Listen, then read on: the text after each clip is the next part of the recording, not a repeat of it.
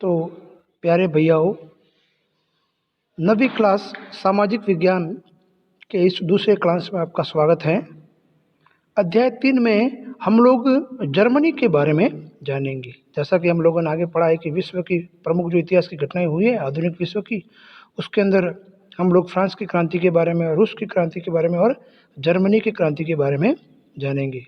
तो क्रांतियाँ समानता और लोकतंत्र लाने के लिए ही नहीं हुई, परिवर्तन कुछ अलग प्रकार से भी हुए हैं।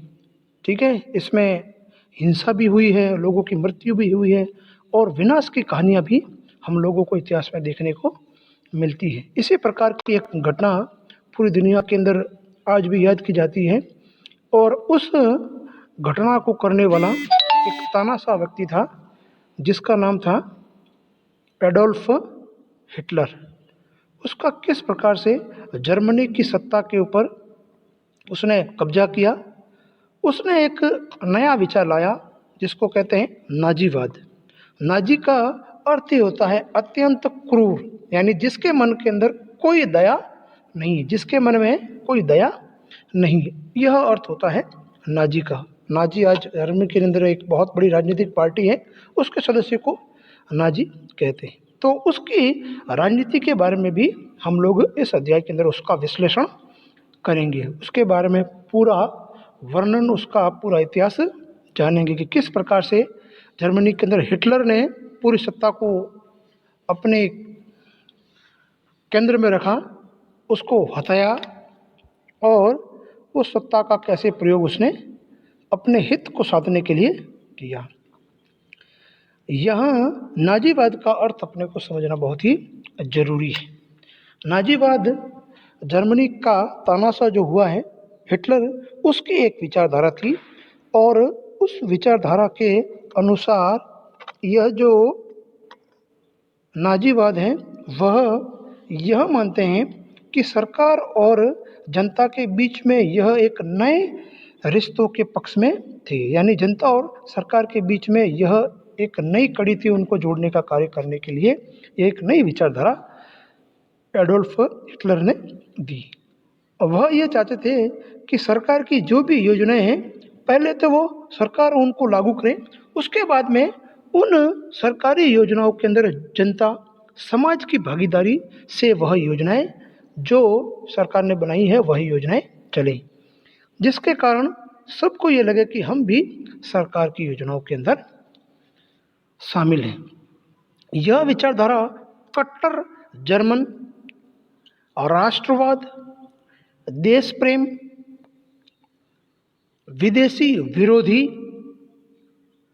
और जो जर्मनी के अंदर रहने वाले लोग हैं, आर्य हैं, उनके हितों को सबसे पहले देखती थी। यह इनकी विचारधारा के कुछ आधार बिंदु थी कि इस विचार पर यह जो हिटलर की नाजीवादी विचारधारा है वह चलती है। और यह विचारधारा है वो जर्मनी के अंदर रहने वाले यहूदियों को अपना दुश्मन मानती थी और हमेशा आर्यों को, यानी जो वहाँ के मूल निवासी उनको श्रेष्ठ मानती थी। उनका उन्होंने खूब दमन किया, खूब उनको मारा और कई हत्याकांडों के अंदर वह शामिल रहा। उसने हजारों की संख्या में लोगों को मरवाया। आगे हम लोग इस पाठ के अंदर पढ़ेंगे। इस पाठ से हमको ये पता चलता है कि किस तरह विभिन्न अल्पसंख्यक समूह को, जिनों के यानी जितने भी वहाँ पर छोटे छोटे अल्प समूह थे जिनकी संख्या, उन लोगों की संख्या कम थी, उनको जीने के अधिकार से वंचित कर दिया गया था। यानी हिटलर यह मानता था कि इन लोगों को यहाँ पर जीने का अधिकार नहीं है।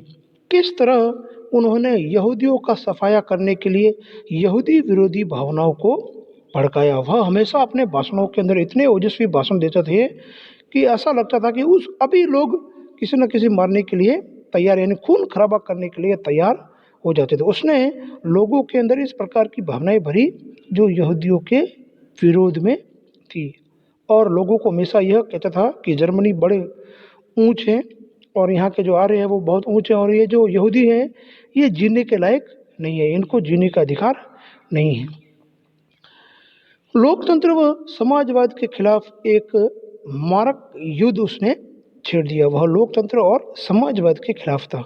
वह समाज के अंदर एकता, समानता, स्वतंत्रता इसके खिलाफ था। वह लोकतंत्र को भी समाज के अंदर जो शासन की प्रणाली है उसको वैधता मान्यता देता नहीं था।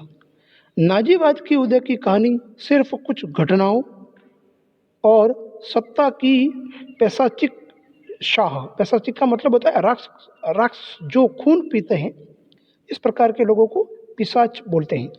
तो केवल सत्ता की चाह नहीं है, यह हत्याकांड और मौत की कहानी नहीं है, इससे भी अधिक है। यह विभिन्न स्तरों पर चलने वाली एक विस्तृत और दिल को दहला देने वाली दुनिया के अंदर एक व्यवस्था थी। उस व्यवस्था की यह एक कहानी है जो पहले दुनिया ने नहीं सुनी थी। इस प्रकार की घटनाएं इस जर्मनी के अंदर घटित हुई। भारत में भी कुछ लोग हिटलर के विचारों से काफ़ी प्रभावित हुए। उसमें भारत के अंदर भी हिटलर के इन विचारों से लोग काफ़ी प्रभावित हुए, लेकिन ज़्यादातर लोगों को नाजीवाद के उदय पर खौफ ही महसूस हुआ, क्योंकि यह इस प्रकार का तंत्र था, इस प्रकार की विचारधारा थी जो हिंसा के अंदर विश्वास करती थी। और भारतीय लोग आपको पता है और पूरी दुनिया के अंदर बहुत सारे लोग ऐसा मानते हैं कि दुनिया के अंदर हिंसा नहीं होनी चाहिए, सबको जीने का अधिकार है, सबको समानता मिलनी चाहिए और स्वतंत्रता के आधार पर दुनिया के अंदर शासन प्रणाली होनी चाहिए, लोगों को जीने का अधिकार होना चाहिए। तो ये जब भी हिटलर अपने मुकाम पर आगे बढ़ रहा था तो दुनिया के अंदर एक खौफ का माहौल पैदा हो गया था। आधुनिक विश्व का इतिहास सिर्फ स्वतंत्रता और लोकतंत्र के फलने फूलने की कहानी भर नहीं है, जैसा कि हम लोगों ने फ्रांस की क्रांति और रूस की क्रांति के अंदर देखा।